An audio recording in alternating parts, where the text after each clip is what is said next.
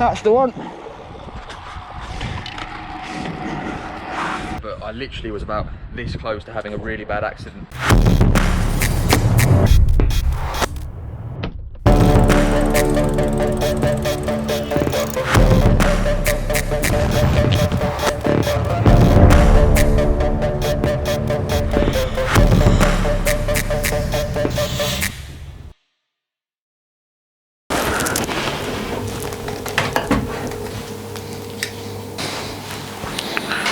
Ooh.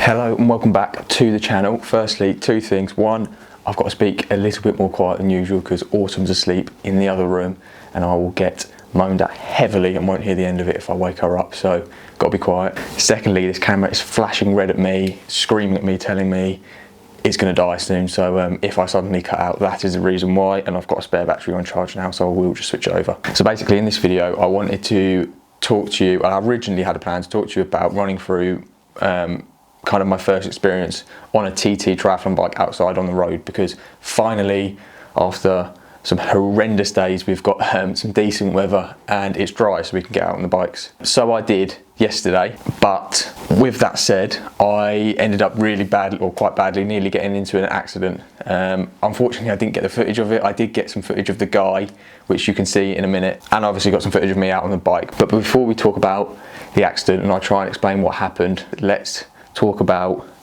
what I originally wanted to talk about. First experience, it was insane. Let's roll the footage and you can see me out on the bike.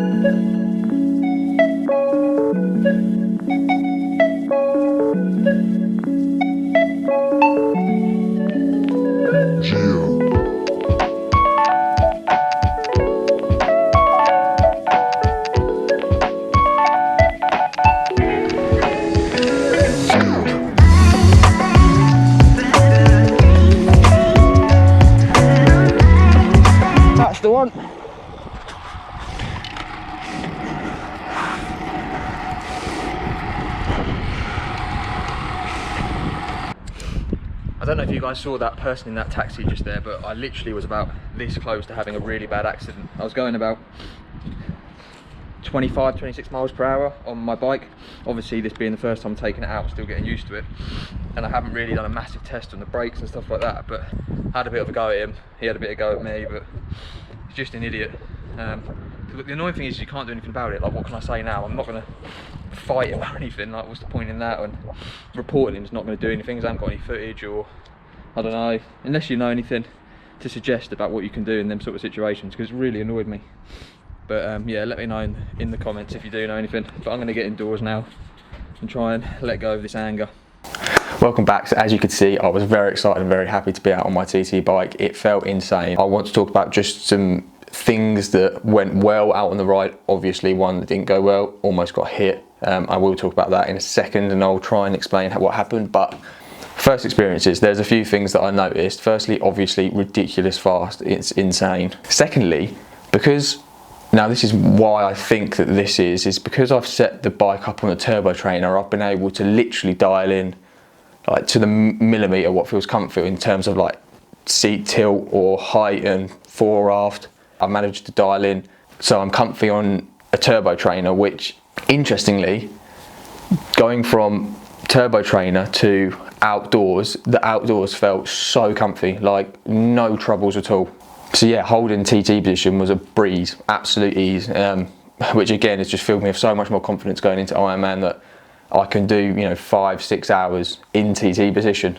So happy, so happy. I do think I need more practice outside on the bike because my neck got very sore, because obviously like where you're quite, I don't know if you can see me, but where you're quite sort of aggressive and you have to look up really high, it really strains like the back of my neck. So that ached a little bit, but not, to be honest with you, it wasn't all too bad. That was like the only sort of pain that I got at all. Solid one, happy with that. Let's talk about the ride itself quickly, and then I know people want to know what happened with the near accident. I will get onto that. And overall, here it is. I'll put it up here so you can see it. So I picked this route because kind of the first sort of half-ish, maybe a bit less than half, is back roads.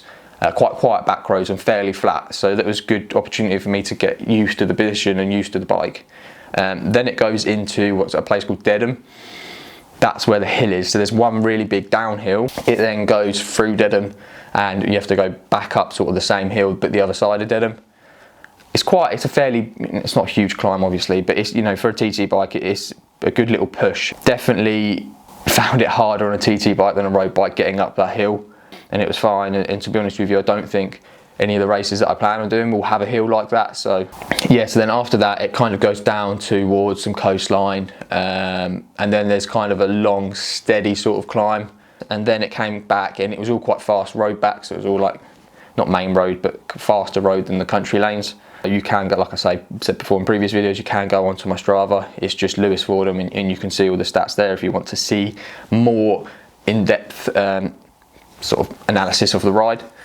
And now I'm going to talk about what happened with this accident, or near accident should I say, and how much of an absolute something that wasn't meant to happen. He's a taxi driver as well, of all, you know, they're meant to be good drivers and that.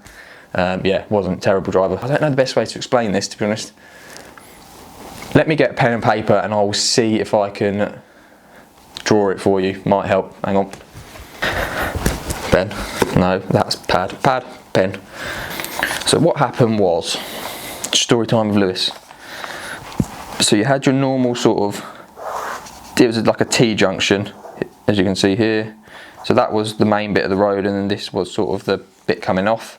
I was coming down this way. I mean, I was going pretty fast as well. I was in aero position, so I was probably going 25 miles an hour. Then the taxi driver was coming from here.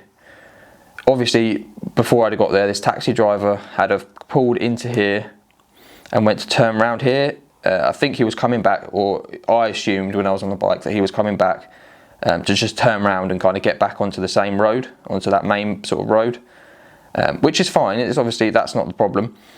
He stopped here, as he should, in which to let me go because it was my right of way. He didn't let me go. He then pulled out in front of me, so he pulled out here to go this way.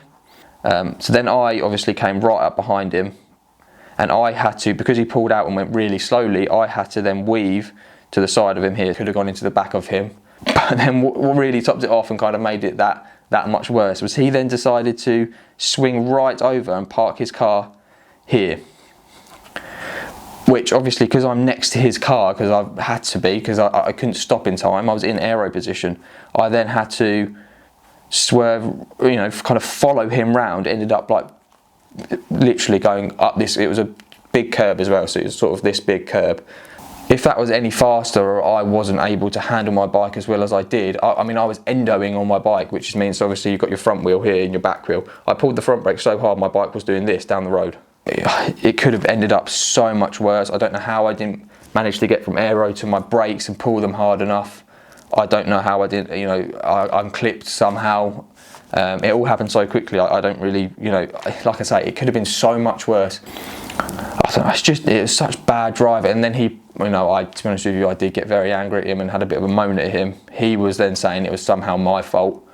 I don't know, whatever, he's an idiot. Unfortunately, like I said, I didn't get any footage of it, but I did get so angry that, like I said, I didn't get any footage of it, but I did get that angry that I decided to swing back round, put my GoPro mouth mount in, and go and film him again. And yeah, basically to get his number plate, because I was thinking about reporting him, but I did in the end. What does it do? It doesn't get you anywhere, does it? It's unfortunate that you have drivers out there that are like that and they're just inconsiderate and don't look out for cyclists.